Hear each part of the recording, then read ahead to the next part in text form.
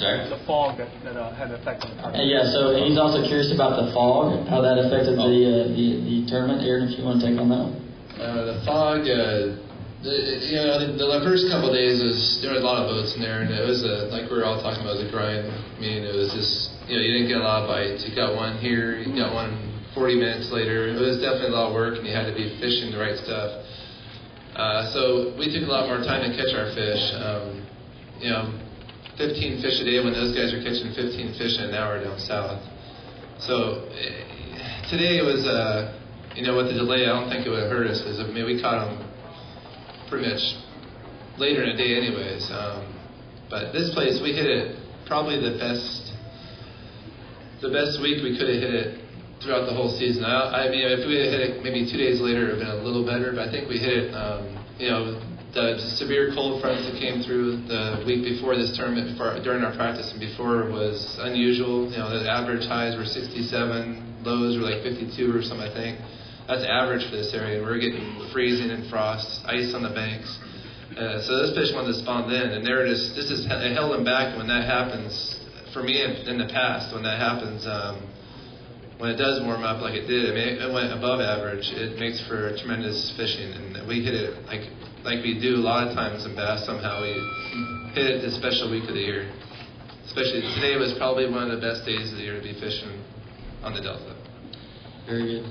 Yes, sir. This question is for both of you. How would you say it was to have to fish in such close proximity to literally the top 3 or 4 or 5 anglers in the tournament all tournament long? How did that work for you? Was that added pressure, or just what are the advantages and disadvantages of having everybody right there? Yeah, as far as I know, none of us had a problem with anything, right? No, it was fun. It's fun watching Kevin catch them like that. Yeah, well, that was a little sickening, actually. No, for me personally, you're watching all these guys, they're catching 4-pounder here, 6-pounder here, and you might not have a bite for 20 or 30 minutes. Yeah. You just have to kind of block that out of your mind and just keep focused on the task at hand. We all knew we were all on the right area, and it was a small area relative to the size of the lake, but it was big enough where 3 or 4 of us could, we just kept meandering through, and like I said, just basically keep track of what you're doing, and you will get a bite eventually. So, Aaron, any thoughts to that? Yeah, it was. I don't know. I've been in those situations a few times. It was not the Classic, I don't think. It was no problem. I don't think any of us had any problems at all. We're totally friendly to each other, joking. It was actually made for a fun tournament. I wish I could have been a little closer, yesterday, but I'm sure Derek does too. Yet the first day, but it's just. Van Dam in this situation, a place he loves as much as he loves this place, is not going to slip. And once you slip once, fishing against a guy he's impressive. He's quite a bit better. It seems to be quite a bit better than most of us. He just gets the edge on you a lot of times. He's tough to fish against. It's almost like I wish he wasn't here, but I like him too much. He'd be a lot better. I think we'd all do a lot better if he wasn't around. So Mr. Horns officially wants to get rid of Kevin Van Dam. All right, next question. Right here, Sammy. I would have won 2 Classics right now if Kevin wasn't around. Hey Derek, this is actually for you, but I want to get a spillover answer from Aaron. When I watched the video replay of you hooking and landing that big fish today back in the press run, and it's appeared that when you first took the fish, you didn't realize how large he was, but when he came up, from the vocal expression you made, you seemed to realize exactly how big the fish was. Did that shock you that size fish was in that area? And then that apparently must have hit very lightly because you didn't seem to overreact. And then after you answer, Aaron, how did it feel to watch him catch an 8-pounder in front of you? That was kind of a heat of the moment thing, It was I really didn't know what was going on other than I had a big fish on, and the fish actually ate it so good that that's kind of how those big fish eat it when they engulf your bait so good. He had it down in his crushers almost, and it felt just like I hit a big ball of grass, and then, I leaned into it a little bit and felt it start moving. I thought, oh boy, I think this is a big one. And he came up and wallered out of the water, and it was, from there on, I can't say what I said, but it was just a heat of the moment. to say. So. They've already cut it out. Okay, good. And the second question, I didn't see Derek catch those. Somebody told me they had 8 and a 5. I was like, that was early. I was like, wow.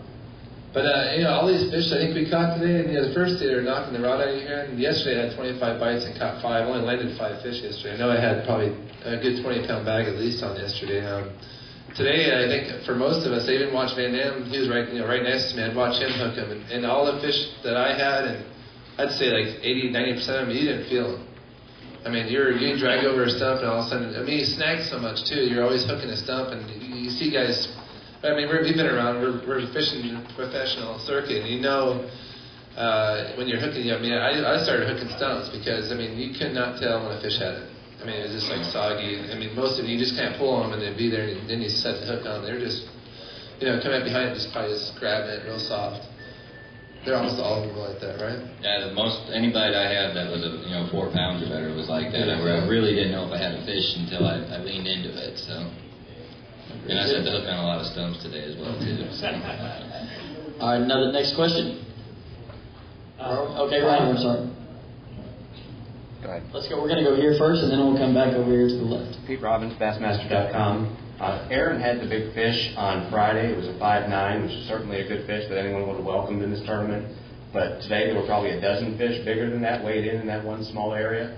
Did either of you have any inkling that there were that many 6-pound plus fish? And if so, did you expect them to show up today? Aaron, why don't you tackle that one first? Yeah, they were. In practice, I think there were some big fish in there. I think there was a lot more males in there. The warm weather, and I'd like to drain all the water out and see what was in there and what was in there today. But I think today they're just coming in. I mean,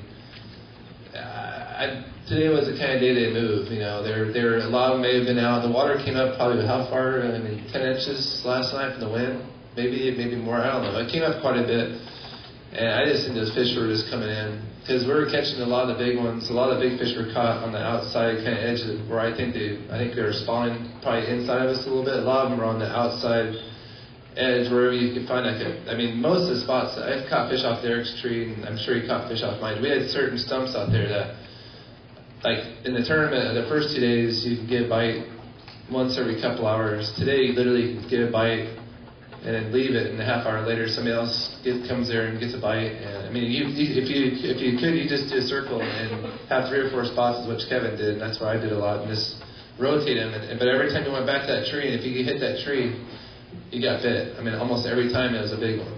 So I had a feeling those fish were probably coming up and basically staging. They're just staging up, getting ready to come in, find a male to spawn with. All right, very good. All right, we have a question right here. Do you guys have any other area for backup in your mind? And the question, do you have any backup areas? I really didn't. It's kind of the gamble you take fishing in a place that's this wide open. You have to put all your eggs in one basket because everything is 2 hours away from this spot to this spot. So I'm pretty sure Aaron feels the same way I did.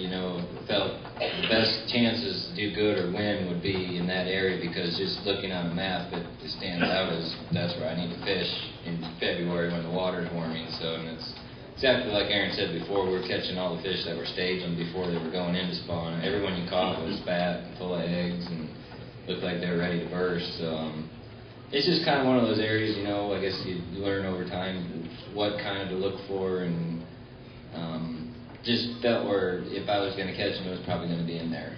If we would have had a cold front, like a bad cold front, it wouldn't have been. We wouldn't have done good. We would have been done. Venice would have just destroyed us. We would have had a hard time making a 25 cut. It just wouldn't have been. It's too vast of an area. There's too many places for them. They would have buried up in the grass. You think a trap would work, but it gets too cold. It's just flat. It gets cold, and they're hard to catch when it's cold. In practice, that place was impossible. The first 2 days of practice, and the Wednesday half day was complete opposite. It was unbelievable. But a cold front would have ruined it for all of us. Kevin, Derek, all of us, and that were in there. Very good. Next question. We got right here, Alan Clemens. Aaron, you've made some joking references about being second, being bridesmaid to Kevin a couple of times. You seem not at ease, but a little bit more comfortable, I guess. Can you talk about that a little bit?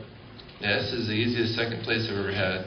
Honestly, I'm not just saying that. I mean, if it would have been closer, it would have been a little different. But since he won by, I think, 10 some or 11 pounds, it was obvious after yesterday, and I knew today was probably going to get it. So yeah, this is the easiest one I've ever had in any tournament. There's no stress, no remorse. I'm actually very, very happy I got second. Very good. All right, another question? Yes, sir, in the back.